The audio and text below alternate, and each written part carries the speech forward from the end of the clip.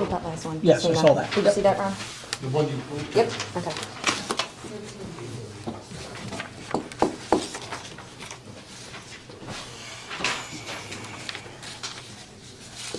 So what exactly about just canceling the Facebook questions going forward after this meeting? Yeah, just the Just ability for them to that. ask questions, they can call in. They can still call in, watch yeah, it. we just want to be clear and tell them They, no they more can, Facebook. they can call in YouTube and watch it live, they can watch it live on Facebook. It just can't have all, because she can't hear them when they say their name and number. He's got to repeat it, she's trying to write it down, when they call in, they can all Yeah, hear it. exactly. No, I'm fine with that, yeah, so as long as we tell them that that'll end tonight. That's the only thing I didn't want to stop it until we told them. So as long as you're clear with them, we stop tonight, and moving forward, that's it. We'll have to- Hold on, I don't hear somewhere, do I? Yeah, here we go. Right here, I'll make it. Yeah, I didn't get that page yet. It's here. Yeah. Maybe they think you're Slovakian now. It's New Jersey too. Can I get you to sign a few things beforehand that I do have? Hello, Mrs. G. Hi, how was your trip? It's good.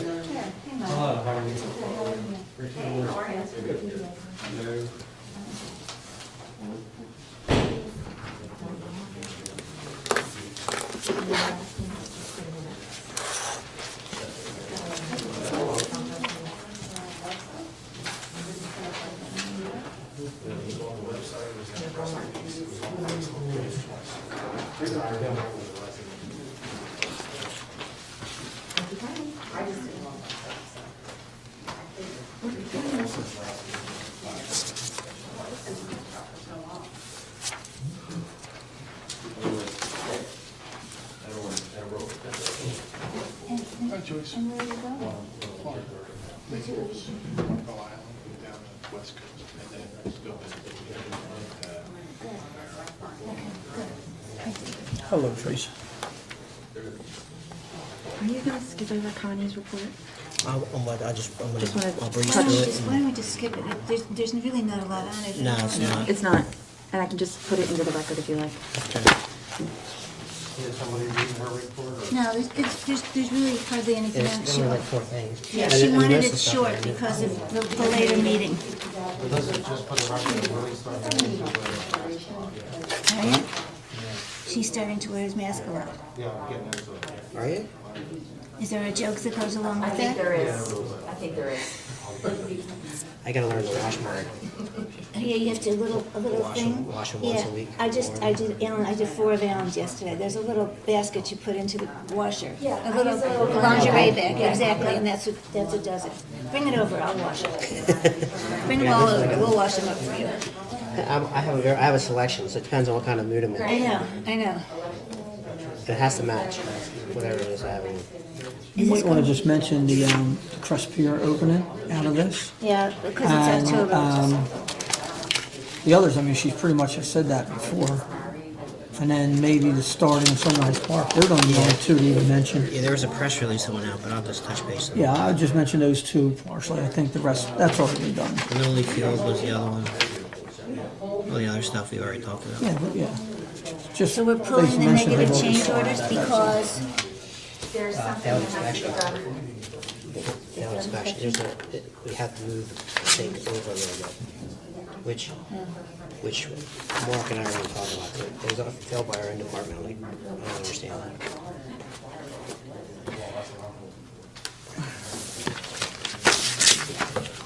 who are those 3 people? The older people, do you know? Yeah, it's hard to tell what it is. Yeah, but even without a mask, you get a pretty good idea.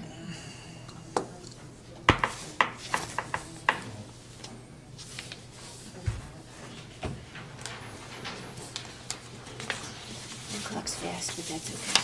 What time do you? Yeah, it's 5:25, but that's fast.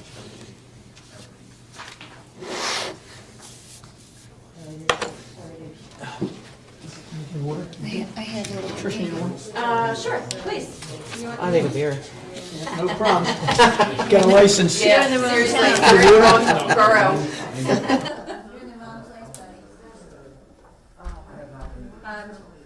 John, don't forget to dial in. hope somebody's there so you don't have to. Well, it should be good now because of this new system with Comcast. I got a message today. Did you? I got a message, I answered it, and then I pressed 7 to get rid of it. I listened think to so. it. I'm good, thank you, I have one. You guys ready to go? Does the phone work, right? Wait, did we get the phone to work? You know what it was? The old phone system, we hooked up Comcast, it wasn't, so we had to move on.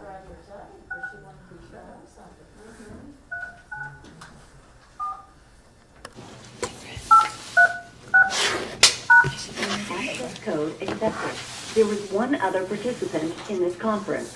Oh, it's Please not you, announce Mark. yourself. This is the Borough of Wildwood Crest.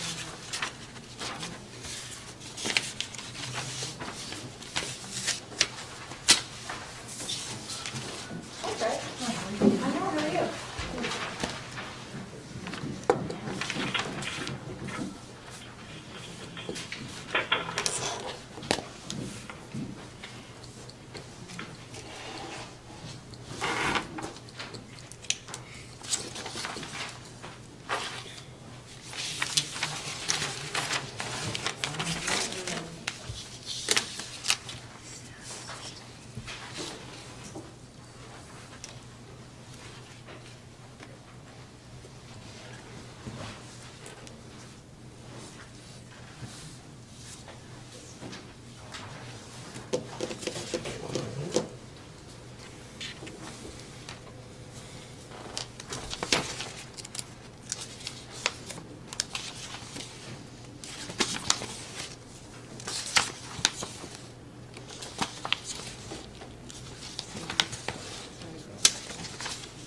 Mr. Mayor, I have 20 people. Do you have that? 20. There's been more coming. Yes. So if anyone not, you can only have 4 more.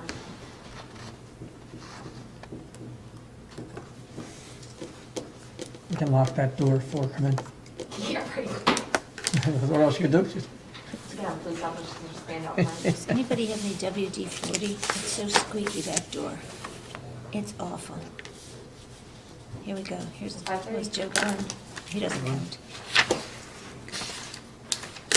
Good evening, everyone. Please rise for the Pledge of Allegiance. Pledge allegiance to the flag of the United States of America and to the republic for which it stands, one nation, under God, indivisible, with liberty and justice for all. Roll call, Mrs. Gould. I'm here. Mr. Thompson. I'm here. Mr. Cabrera. I'm here. In compliance with the Open Public Meetings Act, Chapter 231, Public Law 1975, the notice requirements have been satisfied as to the time, place, and date of holding said meeting by posting notice on the bulletin board here in Borough Hall and by mailing and emailing same to the Herald of Cape May County, the Gazette Leader, and the Press of Atlantic City on October 23rd, 2019. In the event of an emergency, your emergency exit is your back right or your front left or our front right. For purposes of this meeting, I want to, for the record, mention that the maximum amount of people that are able to attend in person is 24.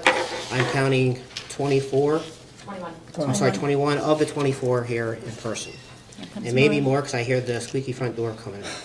Okay, just a reminder to everybody, there is the opportunity to call in if you have a question or a comment you would like to make. That can be done by calling into the conference line. That number is 234-203-2766. When prompted, you're going to enter participant ID 786-394-836, That gets you to 24. followed by the pound sign. I also want to mention that this meeting is being live streamed on Facebook and also on YouTube. All right, as I was making my comments, I noticed there are 3 more folks that have come in. We are now maxed out 2 of for, them. sorry? Go ahead. Sorry, we are now maxed out for the amount of members that can attend in person. And again, as I mentioned, you can call in on the conference line, 234-203-2766. 203-2766.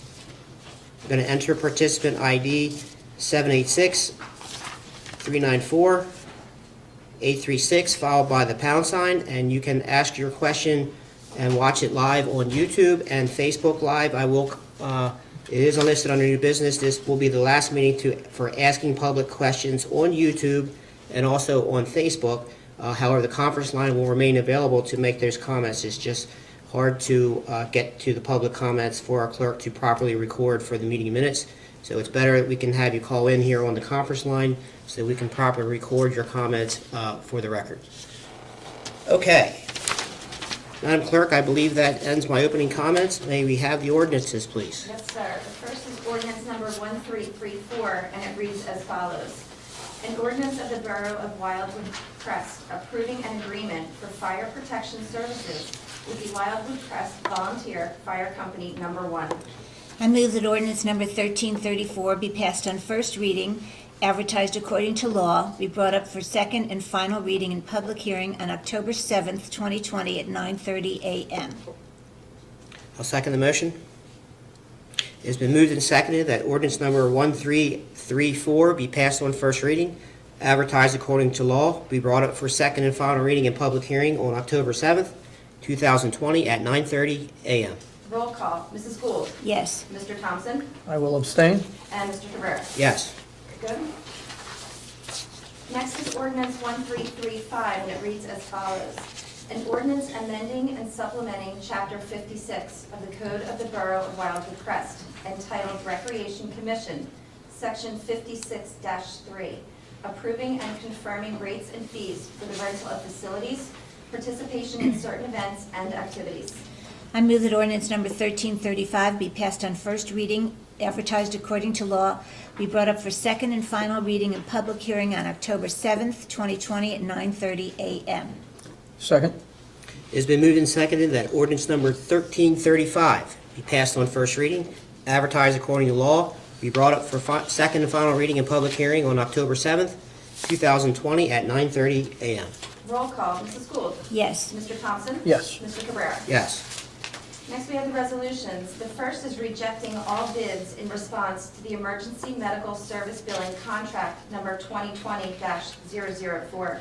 So moved. Second. It has been moved and seconded that the foregoing resolution be adopted. Roll call. Mrs. Gould. Yes. Mr. Thompson. Yes. Mr. Cabrera. Yes. Next is authorizing re-advertisement for notice to bidders for emergency medical billing 2020 to 2022. So moved. Second. It has been moved and seconded that the foregoing resolution be adopted. Roll call. Mrs. Gould. Yes. Mr. Thompson. Yes. Mr. Cabrera. Yes.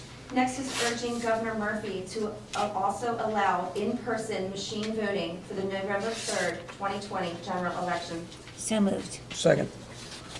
It has been moved and seconded that the foregoing resolution be adopted. Roll call. Mrs. Gould. Yes. Mr. Thompson. Yes. Mr. Cabrera. Yes. Next is authorizing refund for Crest Pier rental fees for 2020 in the amount of $125 made payable to Summer Sands Condo Association. So moved. Second. It has been moved and seconded that the foregoing resolution be adopted. Roll call. Mrs. Gould. Yes. Mr. Thompson. Yes. Mr. Cabrera. Yes. Next is authorizing award of emergency contract to AC Schultes for repairs to the FLYGT pump at the Topeka Pump Station in accordance with NJSA 40A:11-6. So moved. Second. It has been moved and seconded that the foregoing resolution be adopted. Roll call. Mrs. Gould. Yes. Mr. Thompson. Yes. Mr. Cabrera. Yes. Next is authorizing approval of change order number 1 for 2019 roadway improvement program and fiscal year 2019 NJDOT municipal aid program for reconstruction of Trenton Avenue from the beach to Pacific Avenue to reflect Sunrise Park improvements and as-built quantity adjustments at the not-to-exceed sum of $130,221.58. So moved. Second. It's been moved and seconded that the foregoing resolution be adopted. Roll call. Mrs. Gould. Yes. Mr. Thompson. Yes. Mr. Cabrera. Yes. Next is authorizing issuance of a raffle license to LOON number 988 Downbrook Lodge. So moved. Second. It's been moved and seconded that the foregoing resolution be adopted. Roll call. Mrs. Gould. Yes. Mr. Thompson. Yes. Mr. Cabrera. Yes. Next is authorizing execution of memorandum of agreement and contracts between the Borough of Wildwood Crest and the Policemen's Benevolent Association Local 59 Superior Officers of Wildwood Crest. So moved. Second. It's been moved and seconded that the foregoing resolution be adopted. Roll call, Mrs. Gould. Yes. Mr. Thompson? Yes. Mr. Cabrera? Yes. Next is authorizing the Borough of Wildwood Crest to enter into an interlocal contract for cooperative purchasing with North Jersey Wastewater Cooperative Purchasing. So moved. Second. It's been moved and seconded that the foregoing resolution be adopted. Roll call, Mrs. Gould. Yes. Mr. Thompson? Yes. Mr. Cabrera? Yes. Next is authorizing a contract with KDI for a 60-month lease contract for 7 copiers from October 2020 through October 2025. So moved. Second. It's been moved and seconded that the foregoing resolution be adopted. Roll call, Mrs. Gould. Yes. Mr. Thompson? Yes. Mr. Cabrera? Yes. Next is authorizing advertisement of a notice to bidders for rental of beach concession approved locations for beach umbrellas, beach chairs, approved flotation devices, and the sale of bottled water only for years 2021 to 2023. So moved. Second. It's been moved and seconded that the foregoing resolution be adopted. Roll call, Mrs. Gould. Yes. Mr. Thompson? Yes. Mr. Cabrera? Yes. Next is authorizing advertisement of a notice to bidders for rental of beach concession at approved locations for sale of ice cream and ice cream products for the years 2021 to 2023. So moved. Second. It's been moved and seconded that the foregoing resolution be adopted. Roll call, Mrs. Gould. Yes. Mr. Thompson? Yes. Mr. Cabrera? Yes. Next is authorizing advertisement of a notice to bidders for rental of beach concession at approved locations for Ocean Surf Camp and Water Safety Instruction Program for years 2021 to 2023. So moved. Second. It's been moved and seconded that the foregoing resolution be adopted. Roll call, Mrs. Gould. Yes. Mr. Thompson? Yes. Mr. Cabrera? Yes. Next is authorizing a shared services agreement with the County of Cape May for use of various emergency management equipment. So moved. Second. It's been moved and seconded that the foregoing resolution be adopted. Roll call, Mrs. Gould. Yes. Mr. Thompson? Yes. Mr. Cabrera? Yes. Next is authorizing a 2021 prorated discount to those who paid 2020 pool membership prior to the closure of the Joseph Von Savage Pool due to COVID-19. So moved. Second. It's been moved and seconded that the foregoing resolution be adopted. Roll call, Mrs. Gould. Yes. Mr. Thompson? Yes. Mr. Cabrera? Yes. Next is authorizing a professional services contract with Triad Associates for grant administration services for USDA implementation dual band radios at the not to exceed sum of $1,500. So moved. Second. It's been moved and seconded that the foregoing resolution be adopted. Roll call, Mrs. Gould. Yes. Mr. Thompson? Yes. Mr. Cabrera? Yes. And I've been instructed to pull the last resolution. So it takes us to the bills. I move that all bills properly authorized be paid. Second. It's been moved and seconded that all bills properly authorized be paid. Roll call, Mrs. Gould. Yes. Mr. Thompson? Yes. Mr. Cabrera? Yes.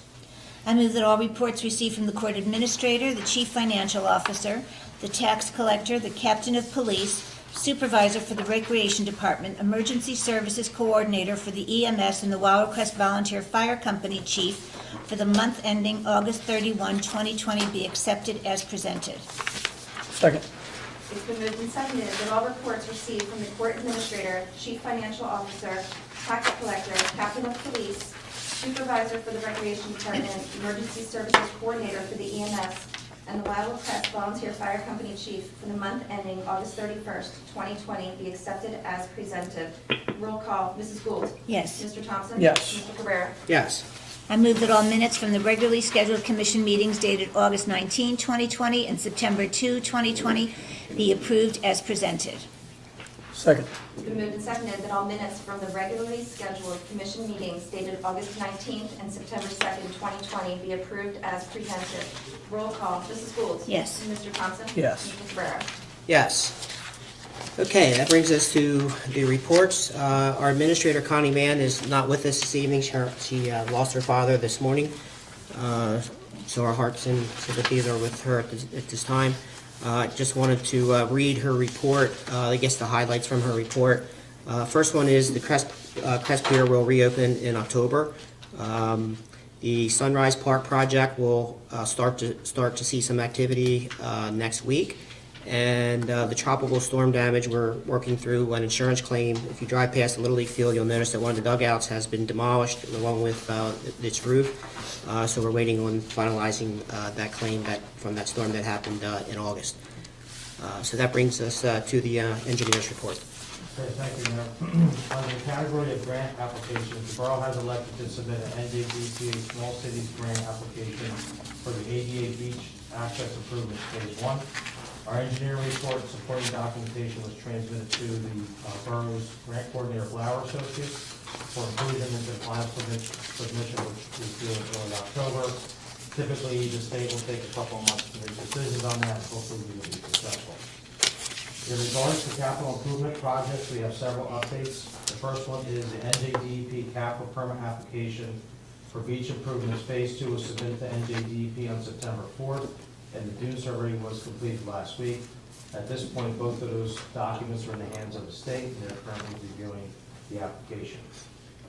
Next, the Sunrise Park Improvement Project, which consists of the installation of a playground and a splash park, is scheduled to start the underground utility work next week, and that work should be completed hopefully by the end of October.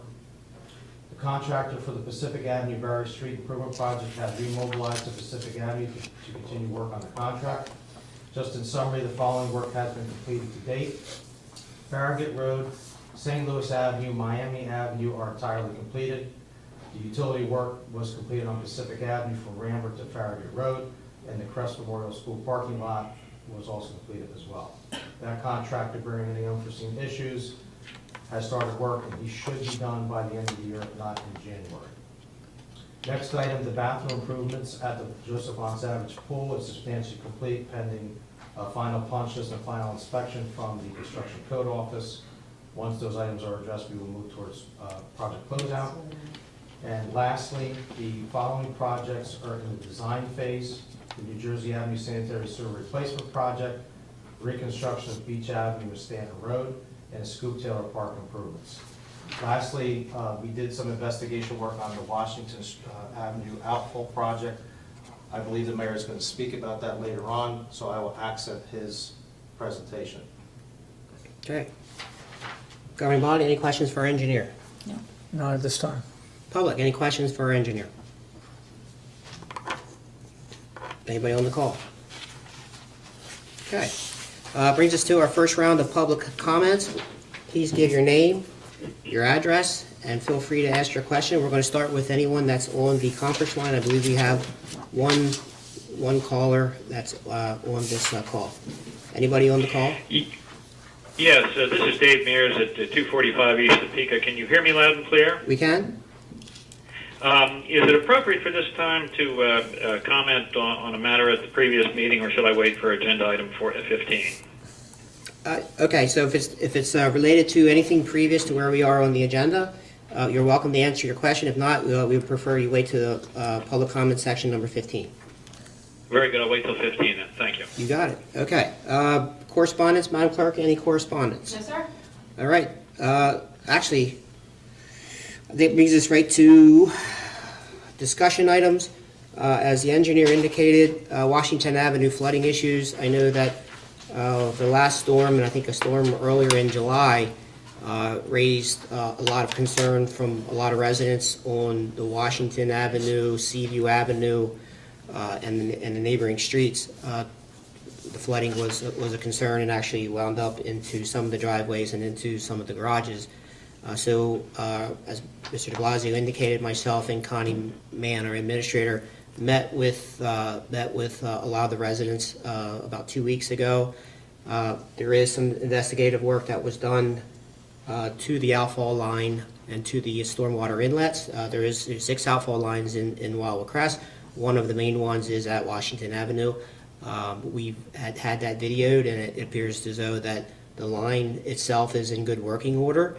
However, it might potentially be a capacity issue. In other words, the amount of water that's flowing to that pipe is just not enough to handle it. So we're working on some short-term solutions, and after some additional investigation work needs to get done.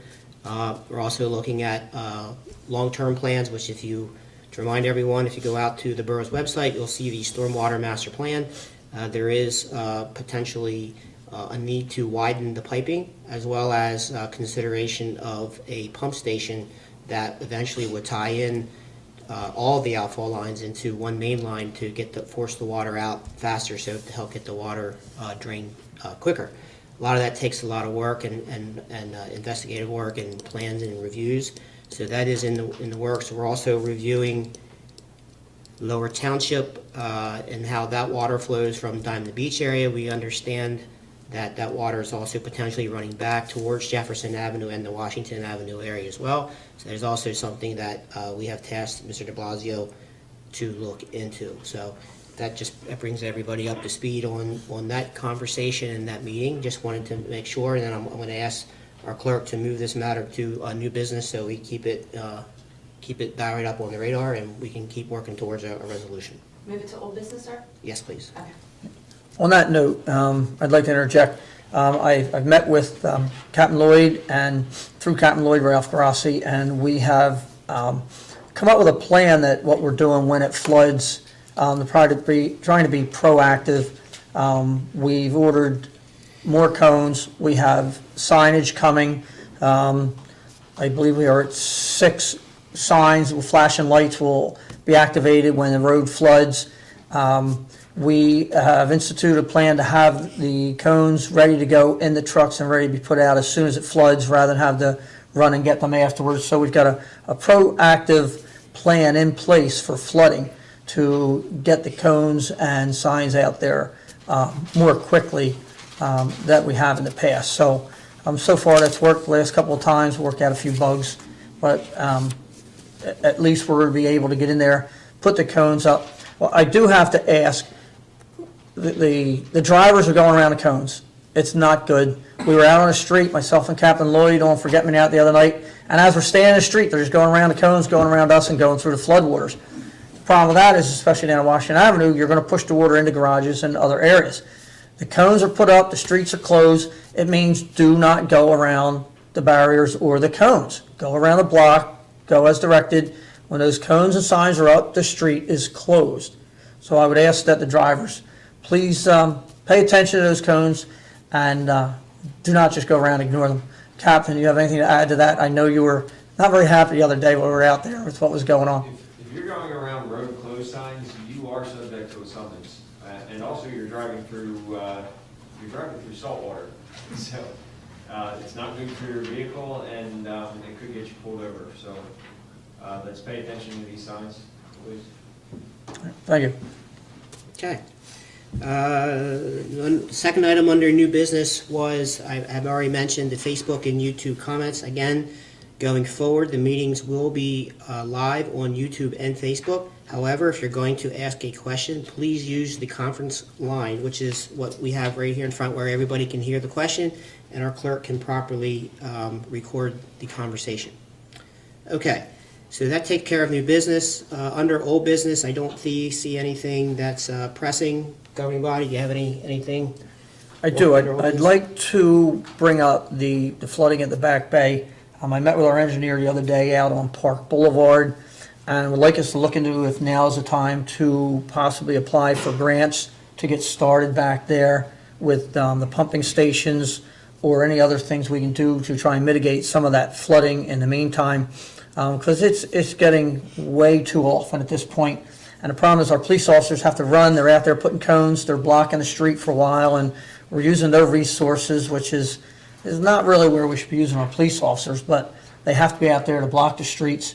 And I'm wondering if the time is now to at least go out for a couple grants. I know that may be available to get that process started.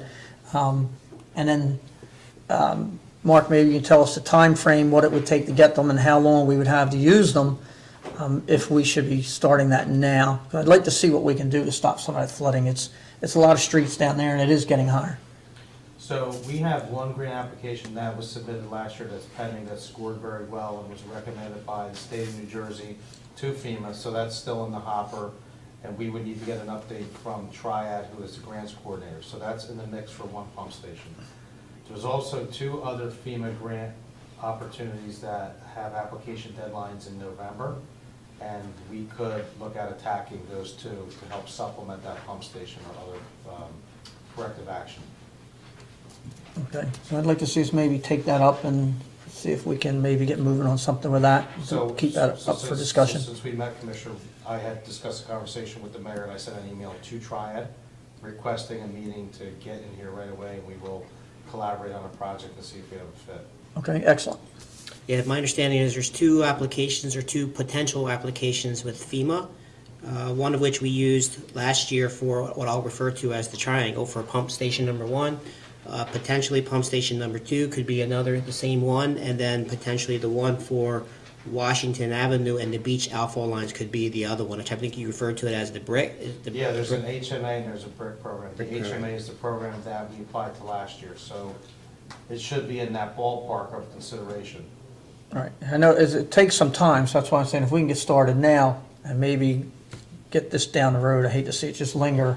I mean, if there's a chance for grants and if we can make the time frame work, I'd like to see us maybe get started. Right, so that plays into, there is some work that Mark and his office has to do in order to pull the details together and the amount of the funding and so forth. So I think, Mark, correct me if I'm wrong, is it November that what those applications are due?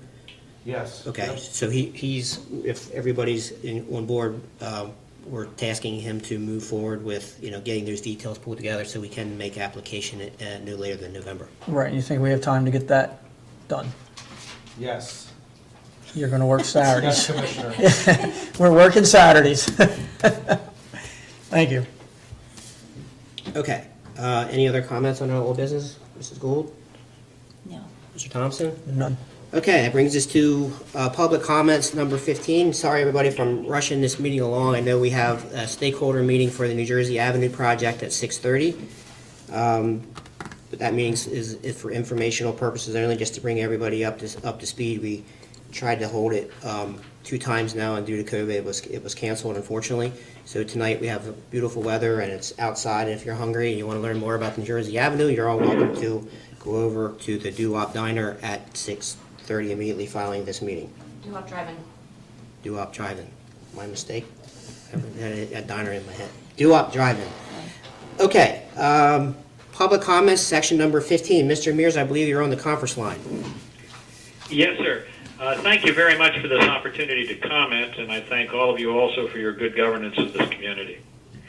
I wanted very briefly to follow up on Commissioner Thompson's good comments at the previous commissioners' meeting concerning the safety of pedestrians crossing streets, which is, of course, a very valid concern.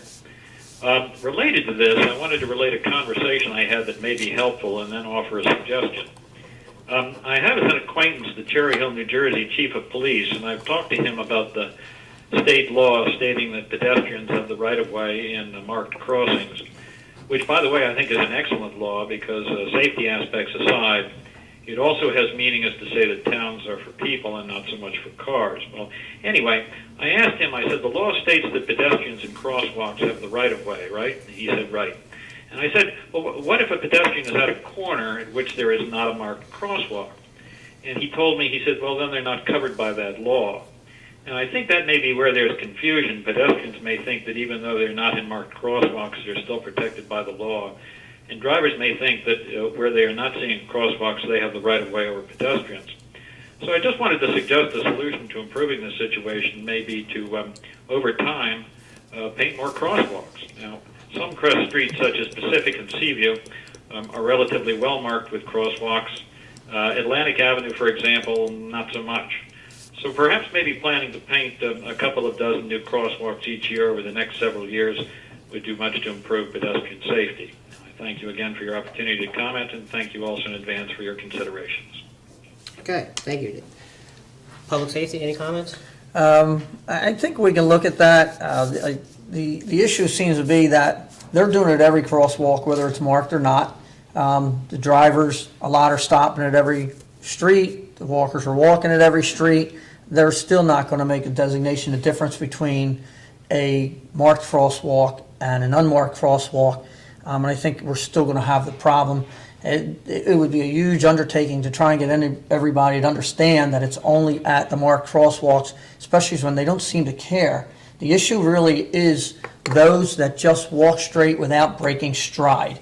Really seems to be the issue. And like I stated the last time, even with this law, you have to stop and look both ways, just like we were told when we were a little kid, and make sure you have clearance. You don't get to walk straight out in front of cars when they're in the middle of the block. That being said, the issue is a safety issue is when you're driving these cars, we all know about the big SUVs and trucks parked on the side of the street. When you're driving out in the street, you cannot see necessarily the people stepping off those curbs or standing at the curb in the crosswalk because of those large vehicles. So, like I said before, you have to be careful, make sure they can see you. If you can't see the driver, they can't see you. You may be in the street and you may have just enough time and maybe be entitled to walk, and you may be right, but you might be dead right too. You can't walk out behind these cars that are passing back and forth when the drivers do not have visibility. And it's a common sense issue. We're just asking you, please wait a minute. If you don't have enough time to get across, then don't go. You know, the cars can't see you. Then there is the issue of drivers are sightseeing.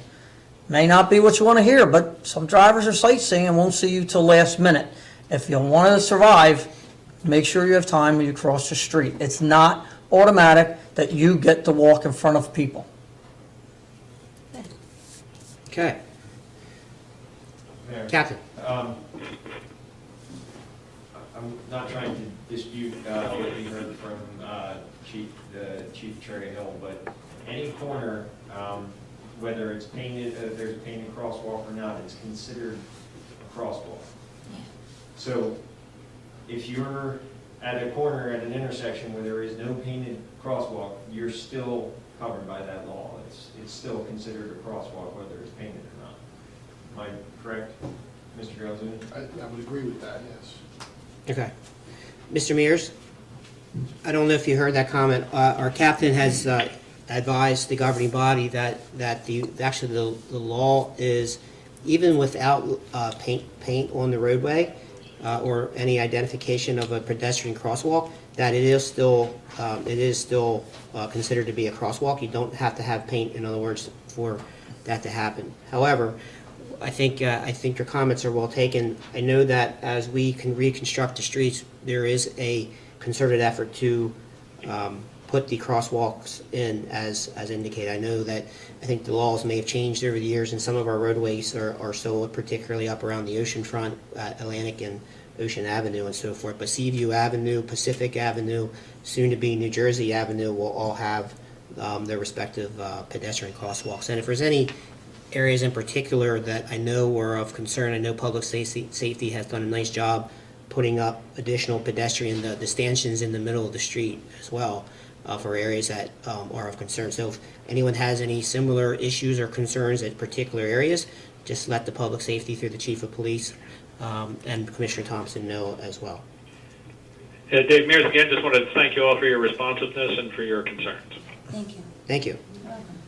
Okay, that brings us to anybody else, public comments. Well, There's one related to this conversation, so I did want to Okay, read go this ahead. first, if I could. Bob Dysroth, Dissroth, 101 West Charleston.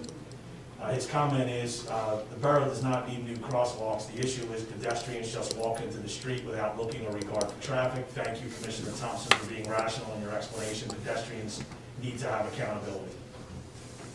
We've always said that. People come here on vacation and they just leave something at home, mainly their brain, and they just forget that there's cars coming both ways, so, all right, before they come across the bridge. yes. If we come across, if we let them come across, that lady has. Okay. This one over here is. Go ahead. Mr. Vasali. My name's Tony Sally. I have prepared a statement I want to read, and I made copies of it. It's regarding dining in 2021 and beyond.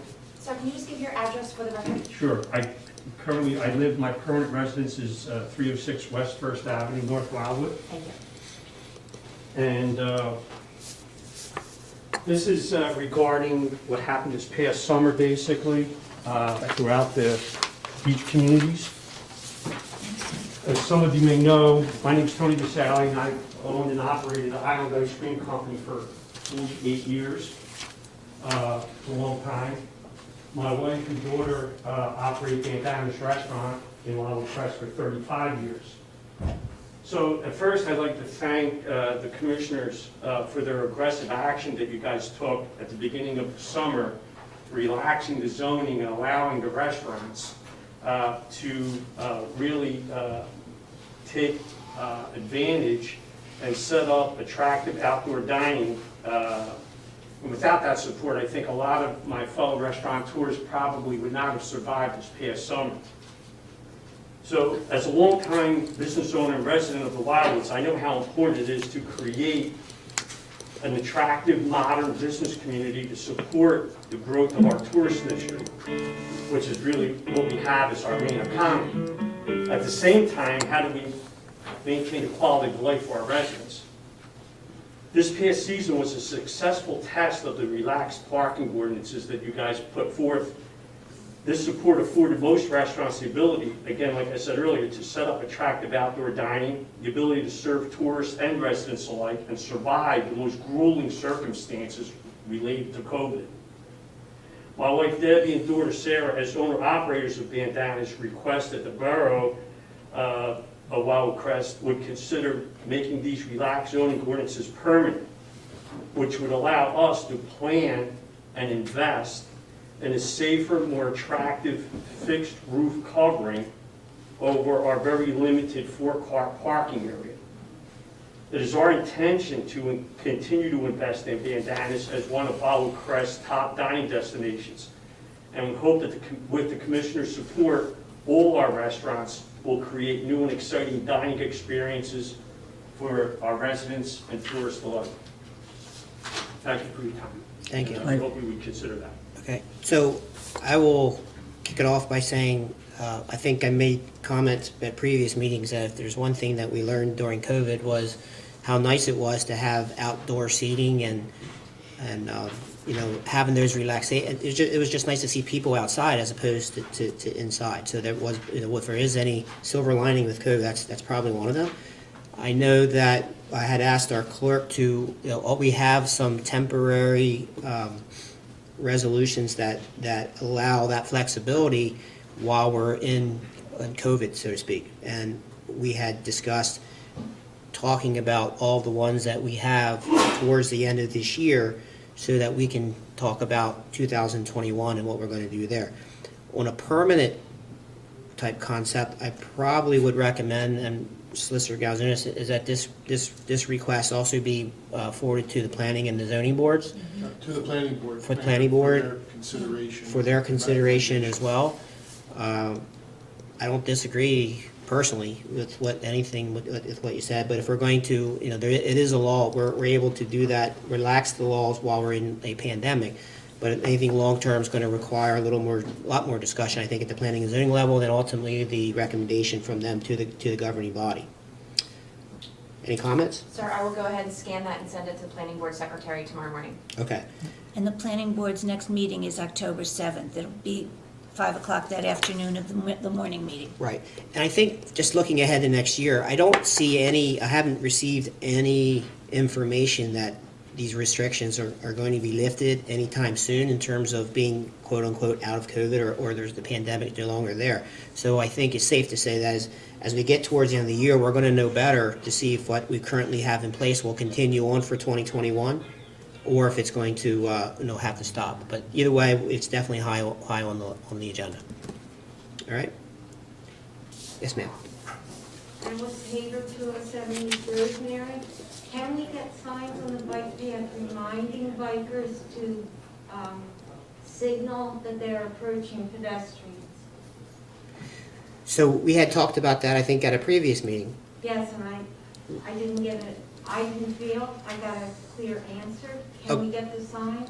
Right, so I think what we had indicated was we were looking at redoing all the signs. We have a permit that's in the state's hands right now to allow us to put up our beach signs as well. And we would need to get that authorization because we're going to install permanent signage east of the bike path. We need to have state permission to put anything permanent in there. So that was the response I think I'd given them, but that has not changed. I think that public safety had made a note of that, and then we're not waiting for that, and then eventually they would order the signs if they deem it as being something that is appropriate. Thank you. You're welcome. Yes, sir.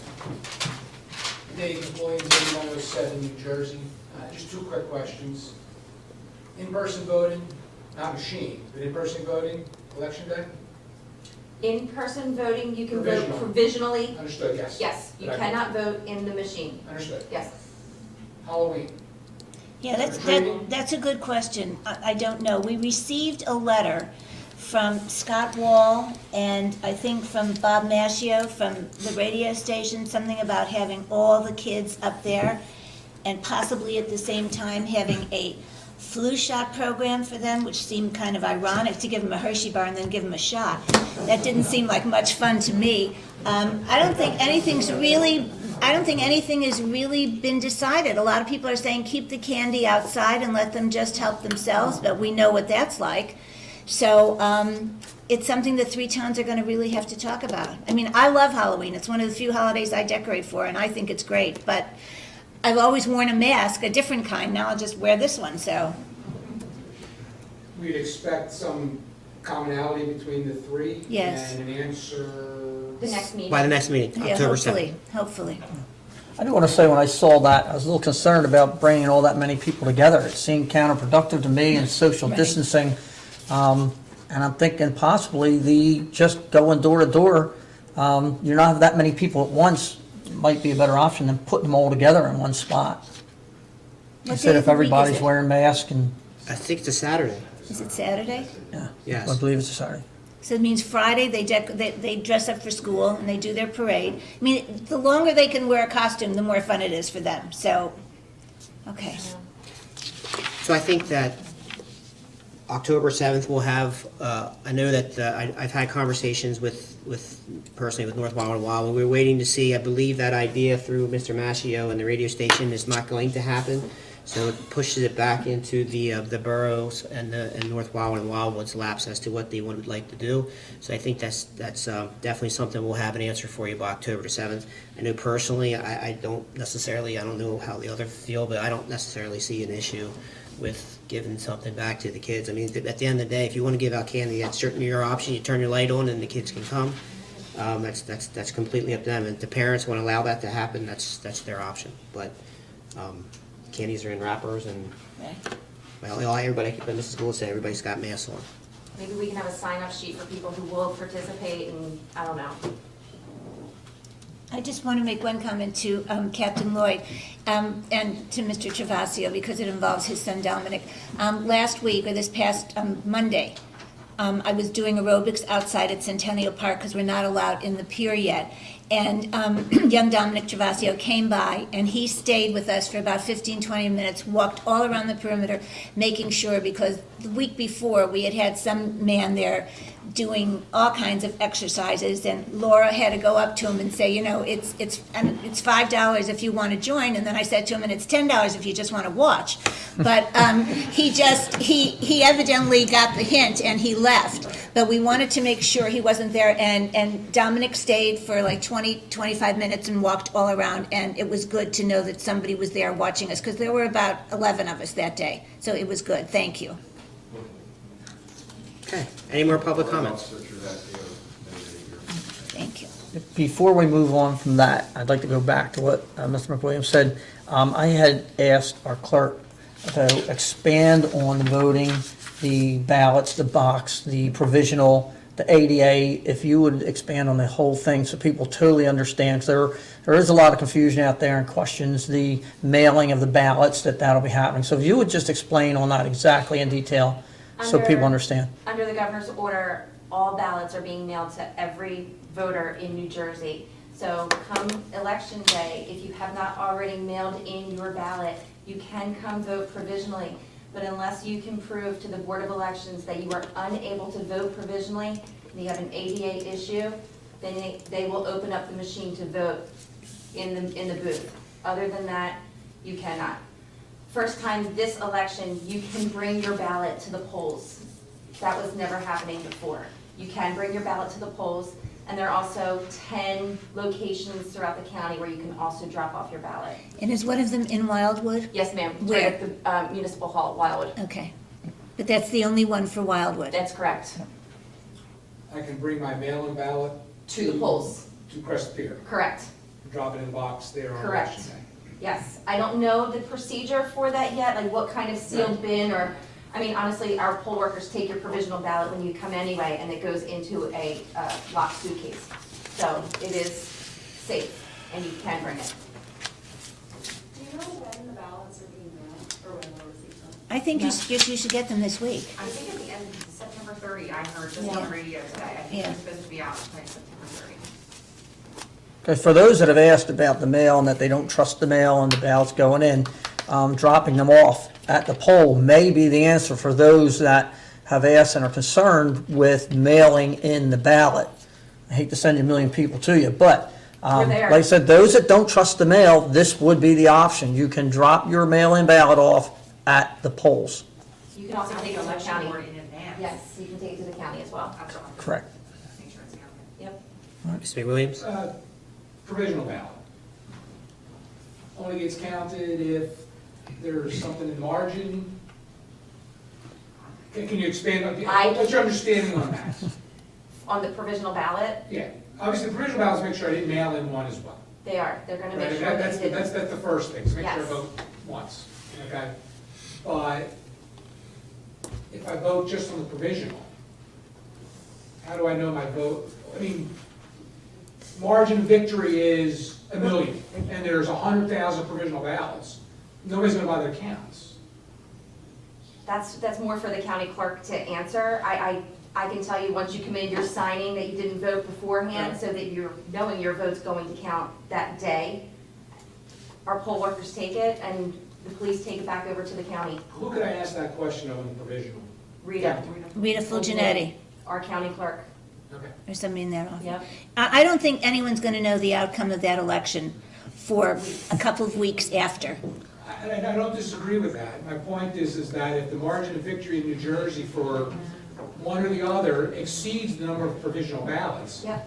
why bother to count them? Right. Right? I mean, there's no incentive or rational reason to. Yeah. And if I want to make sure my vote counts, dropping my mail-in ballot in the box on election day is Better a option. better option. Thank you. Thank you, Trish. Sure. This gentleman has a So question. does that mean on election day at the poll here, there'll be 2 boxes? Here's my mail-in and here's the ones that are truly provisional? Yes, it's gonna be separated. So Okay. you're bringing your ballot in, Yeah, you're dropping it off into a secure spot, you're voting provisionally, you're signing in right that day. okay. It won't get mixed in with the provisionals? See, if you're gonna do all that, you might as well just vote in person, right? That's why we passed the That's resolution. that's resolution number 3. Urging in-person voting. Yeah. Right. Okay, any more public comments? Hearing nothing further? Wait, Yes, sir. James Zecca, 115 East Hollywood. A number of comments about the New Jersey Avenue project. I bring them up because I made my living running projects, and I've watched you folks run a lot of projects very well, but I see problems on the New Jersey Avenue project.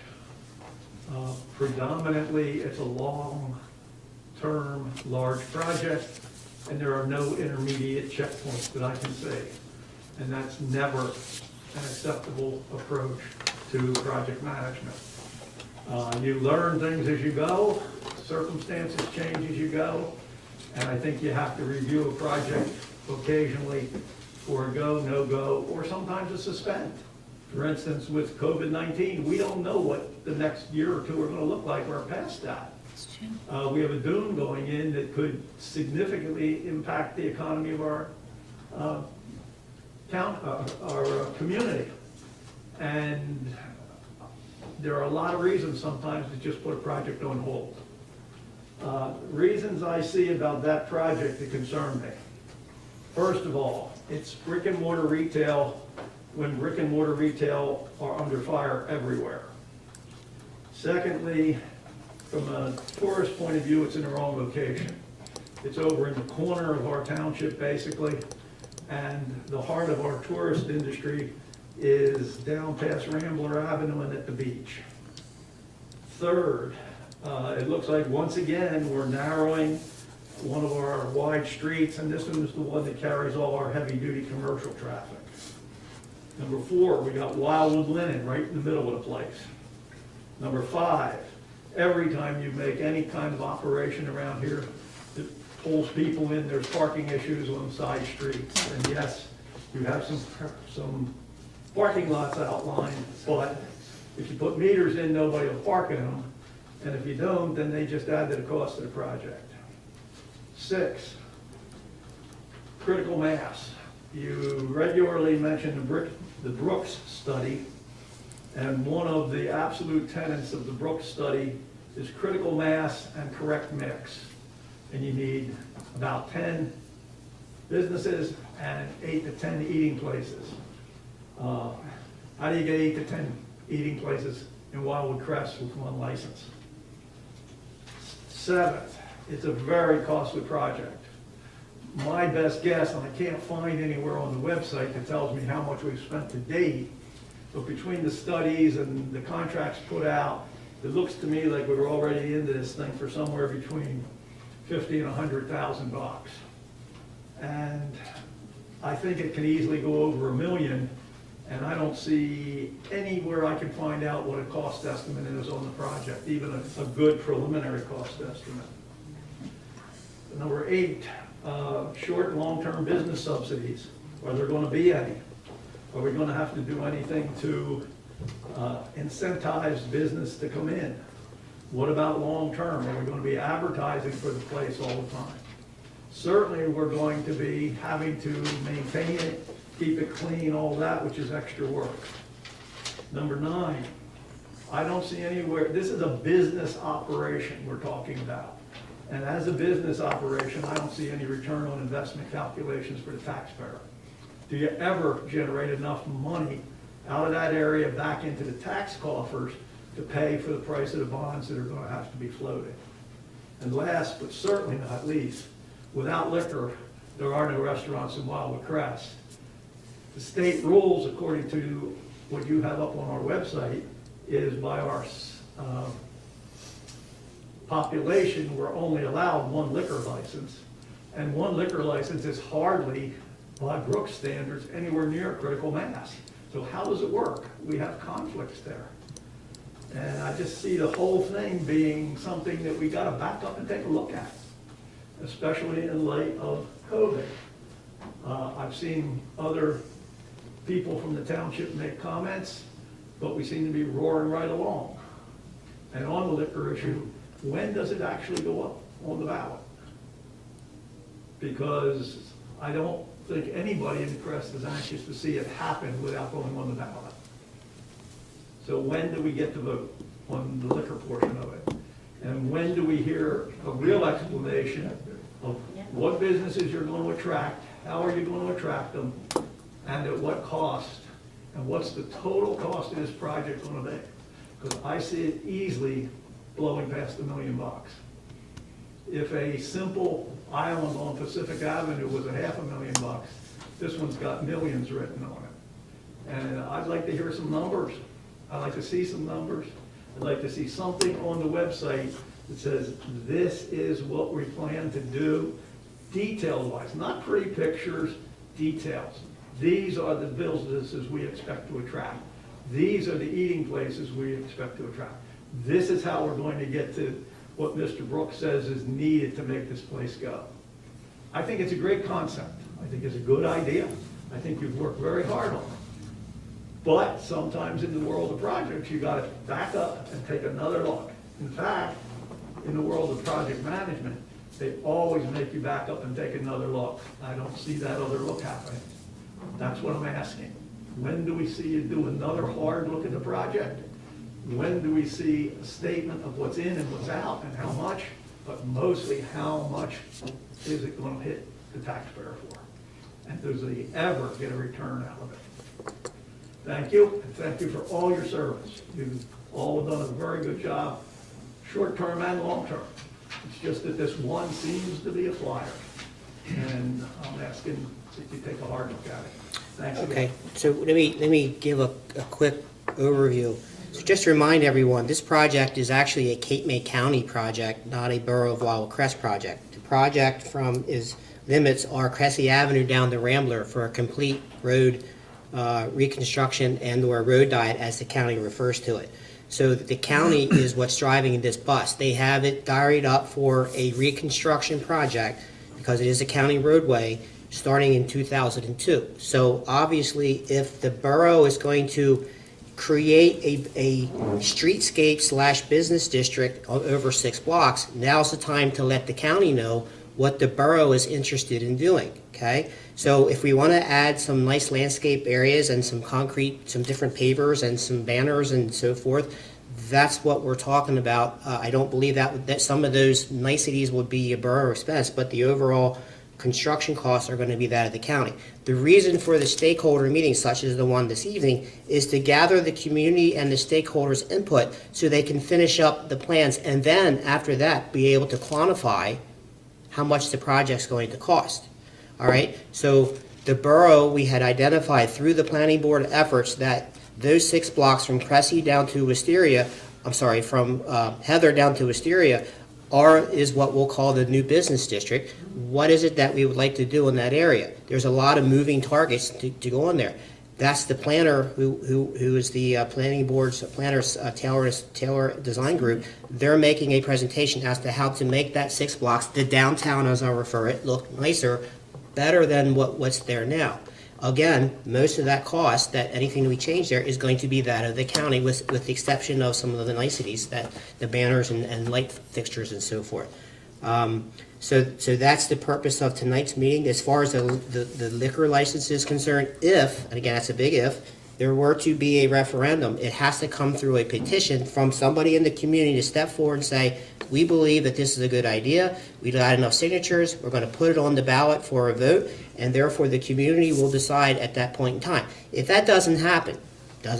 However, the downtown or New Jersey Avenue is still going to be reconstructed by the county. Do we want to take what's there now and make it better? That's the fundamental question that we ask the community to weigh in on, and that's the purpose of the stakeholder meetings. There hasn't been any meetings or any numbers quantified yet. The county's one of the reasons the county's pushing to get all this information from the borough and all of you, because we're all considered stakeholders and we have an interest in what goes on there on New Jersey Avenue. I know that the folks on New Jersey Avenue and a lot of the community that I've talked to are very excited about beautifying an area that, with or without a liquor license, still needs some TLC. So I would totally suggest that we take those comments, we bring them into tonight's meeting, let the other professionals, let the county weigh in on all those. I invite you to come over to the meeting. If not, I know our clerk has taken the minutes. We can certainly take those comments and forward them off to the county and to all the professionals, and they can weigh in on all those items that you raised. Well, I have a little bit of a problem still, because I have a hard time believing that if the county's just going to come in and reconstruct the road, I don't see why we, as a township, then are making pretty elaborate plans for the whole area. That's a huge step up. So I don't imagine that the county's going to support that. I doubt that the county's going to buy real estate up there to make parking areas off the side of the street. That's going to fall on the crest, as I see it. That's correct. Yeah, I see many other parts of it. The county isn't going to want to move Wildwood Linen. I think that's going to fall to us to do that. I just see a lot of extra expense coming on top of the county, and I think we're kind of hiding a little bit behind this county reconstructing a road to make a much, much larger project. And I think it's okay, if they're going to pay for some of it, that's great. But we still should have a number for what it's going to cost Wildwood Crest. This has started back in 2018 with the Brooks report. By the very nature of what we have back there, the size and what we can probably attract, it's dead meat from the Brooks report point of view. It doesn't meet any of his criteria for critical mass or critical mass. And yet we seem like we want to enhance something that maybe doesn't need enhancement. And I'm especially concerned about a number of our people. Fortunately, my circumstances are quite decent, but there's a lot of people that this pandemic is killing them. And their businesses are being killed by it. And yet, this is an expensive-looking item to me. And even with what the state would do with the street, I see a lot of extra being put forward. Okay, well, yeah, so to answer your question, there is going to be numbers as soon as we can get through the public hearing process. We're probably 6 months away from putting that all together. Again, that's the purpose of these stakeholders, to take all that information in. But While all this is going on, how much money are we spending? I can't find anything on the web that tells me how much Wildwood Crest has spent or committed to spend on this. I mean, I assume we bought the Brooks study. I thought there was another contract issued for some kind of work. I see a bunch of diagrams and stuff. Aren't we spending money on yeah, this stuff? so there is a professional involved. I mentioned Taylor Design Group. That's the borough's professional that works with the planning board and is working with the borough to create this new downtown. The other expense that has not been identified but is on the radar, if you're going to if the county's going to redo the street, just like what you see happening on Pacific Avenue, the county owns from Rambler down to Jefferson Avenue. The borough owns certain parts of the stormwater inlets as well as the connections to the bayside to get the water off the street. That's why when you drive down there, you see puddling at certain areas. That's all going to be corrected through this project. So the borough has infrastructure costs involved, the same costs that we would also have on New Jersey Avenue. So if the county's going to come in to take care of it, we've all seen the storms recently where the water is all the way up to New Jersey Avenue. We're trying to get that all addressed at the same time. So it's not just the downtown, is also the infrastructure which the borough owns, not the county. The county owns the roadway. The borough has the infrastructure costs that we have to plan for as well. So that's all part of this project. That's part of the details that we're trying to get to. Please understand, when it comes to infrastructure and basic infrastructure, you folks have done a great job, and you're trying to do an even better job going forward with all the flooding and this and that. I have no qualms about that. What I see on New Jersey Avenue is a whole bunch of things being proposed and going on well beyond infrastructure. Okay. And that's where I'm saying I can't find numbers of what the size of that is.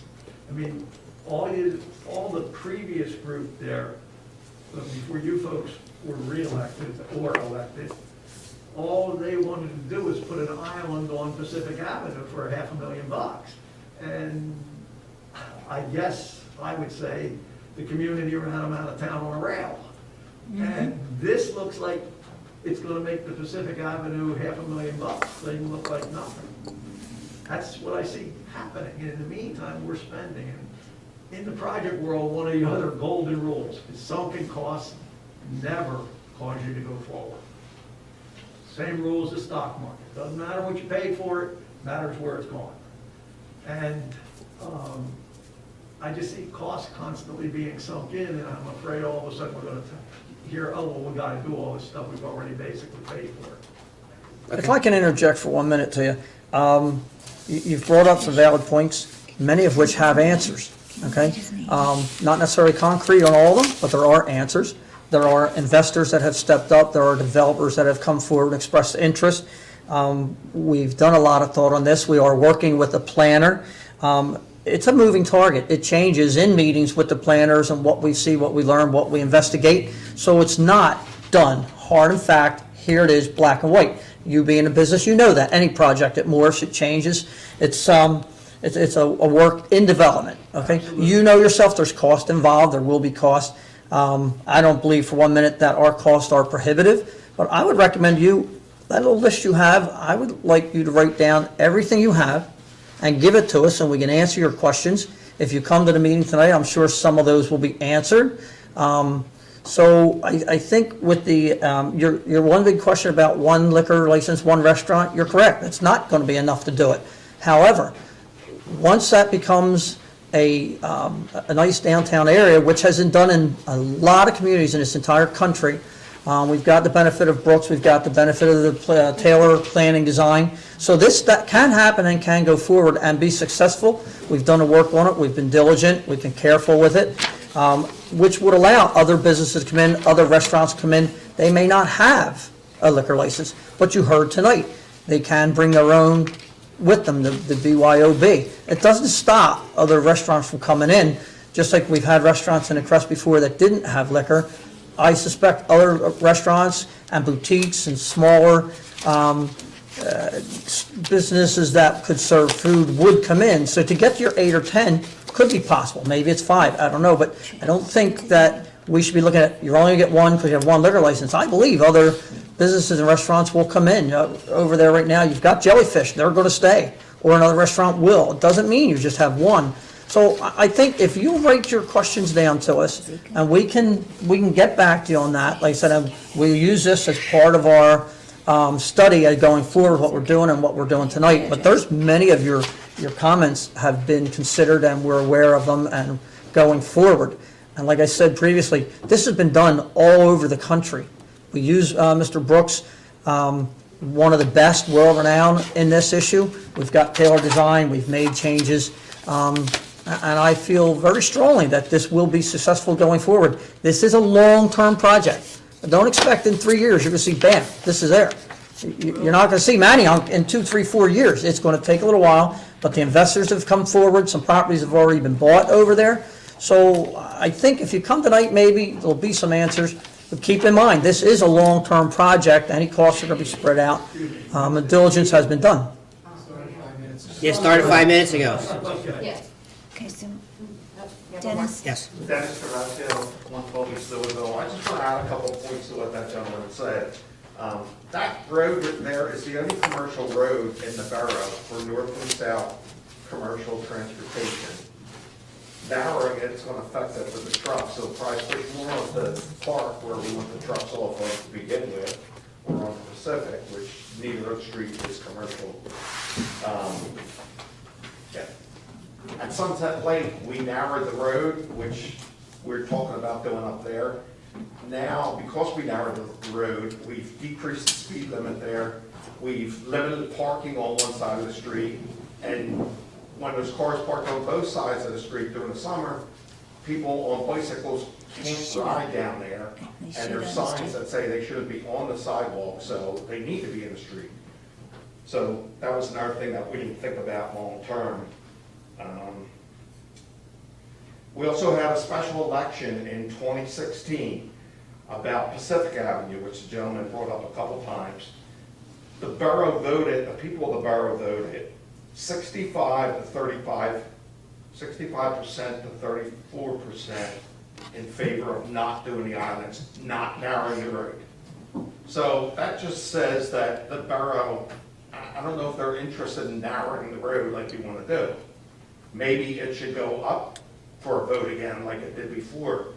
Also, we've already spent probably $1 million on land there. We bought 2 parcels already, parking lots. I don't know if anybody's aware of that, but we bought one right next to the Doo-Wop Cafe and on the corner of Heather. The one by the Doo-Wop Cafe, we bought the house and we've already torn it down. There's a parcel on the corner that is not for sale that the borough would need to purchase to continue their parking lot. So as far as costs, we have to be into it for at least $1 million already. Thank you. Yeah. From a project leader's point of view, leadership point of view, any course would tell you you're never spending back-end money until all the front-end issues are resolved.